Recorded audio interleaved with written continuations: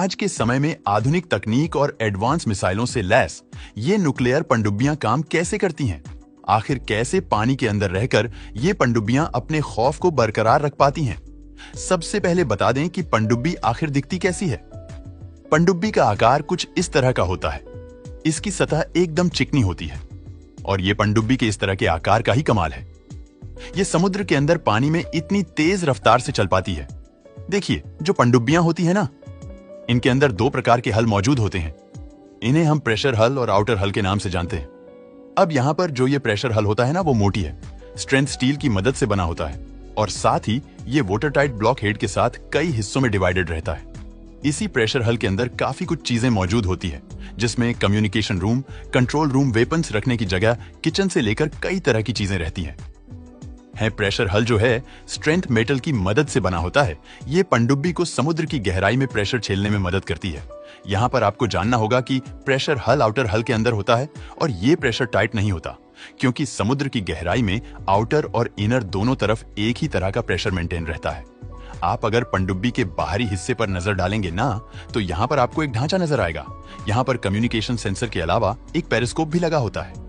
इस तरह के पेरिस्कोप के अंदर 45 डिग्री के अगल पर 2 मिरर या फिर 2 प्रिज्म लगे हुए होते हैं, जो कि किसी भी ऑब्जेक्ट से निकलने वाली रोशनी को रिफ्लेक्ट करके नीचे देखने वाले इंसान की आंखों पर पहुंचा देती है।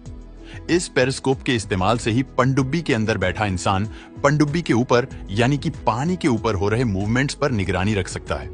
जब इस पेरिस्कोप का इस्तेमाल नहीं करना होता, तब इसे वापस से आउटर हल की तरफ खींच लिया जाता है। पेरिस्कोप का इस्तेमाल काफी सोच समझकर करना पड़ता है, क्योंकि जैसे ही यह पेरिस्कोप समुद्र की सतह पर पहुंचता है ना, तब इसकी वजह से लहरें पैदा होना शुरू हो जाती है और ऐसे में दुश्मन की नजर इस पेरिस्कोप पर पड़ सकती है और या तो रेडार के जरिए भी इसे आसानी से डिटेक्ट किया जा सकता है। चलिए दोस्तों, अब आपको हम पनडुब्बी में लगे सोनार के बारे में बताते हैं। ये सोनार थोड़ा सा अलग है, जो पनडुब्बी के आगे वाले हिस्से में आउटर प्रेशर हल के बीचों बीच में लगा हुआ होता है। दोस्तों, सोनार एक बहुत ही खास किस्म का इक्विपमेंट है, जिसकी मदद से ये समुद्र के अंदर मौजूद एक ऑब्जेक्ट या फिर किसी भी आने जाने वाले खतरे को डिटेक्ट कर पाती है। इसके काम करने का तरीका भी काफी खास है। इसके अंदर से एक साउंड वेव को पानी में भेजा जाता है, जो किसी भी ऑब्जेक्ट से टकराकर वापस रिसीव होती है। जो सिग्नल्स रिसीव होती है उसे हम एको कहते हैं। इसी एको से पता लगता है कि सामने आने वाला ऑब्जेक्ट कितनी दूरी पर है। दोस्तों, ये जो टोर्पीडो ट्यूब है, इसकी मदद से टोर्पीडो को पानी में छोड़ा जाता है। इन टोर्पीडो को प्रेशर हल के अगले हिस्से में रखा जाता है। अगर आप इस प्रेशर हल के बीचों बीच वाले हिस्से पर हथियारों को कंट्रोल करने के लिए कंट्रोल सिस्टम मौजूद होता है और पनडुब्बी के हर एक फंक्शन को यहीं से कंट्रोल किया जाता है। यहाँ से पनडुब्बी के नेविगेशन से लेकर टोर्पीडो को लॉन्च करने की कमांड तक दिए जाते हैं। यहाँ पर weapon firing system, steering control system, diving and surface system और मशीनरी कंट्रोल और मॉनिटरिंग पैनल भी मौजूद होता है। इसके अलावा पनडुब्बी में काम करने वाले लोगों के रहने से लेकर किचन वगैरह सब कुछ प्रेशर हल के इसी वाले हिस्से में मौजूद होता है। दोस्तों, यहाँ पर आपको मिसाइल ट्यूब भी मौजूद मिलेंगे, जहाँ से पनडुब्बी के अंदर से मिसाइलों को लॉन्च किया जाता है और इसी के पीछे सहायक उपकरण कंपार्टमेंट भी मौजूद होता। आज के जमाने में न्यूक्लियर सबमरीन भी बन चुकी है और जो न्यूक्लियर सबमरीन्स होती है, उनमें न्यूक्लियर रिएक्टर आपको इसी कंपार्टमेंट के पीछे ही मौजूद मिलेगा।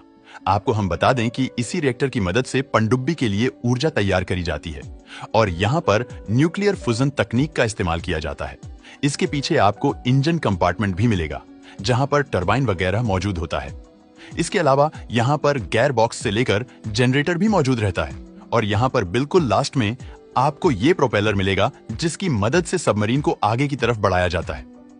दोस्तों, जो न्यूक्लियर पावर सबमरीन्स होती है ना, उसके अंदर न्यूक्लियर टेक्नोलॉजी की मदद से बनने वाले न्यूक्लियर प्रोफेशनल का इस्तेमाल किया जाता है।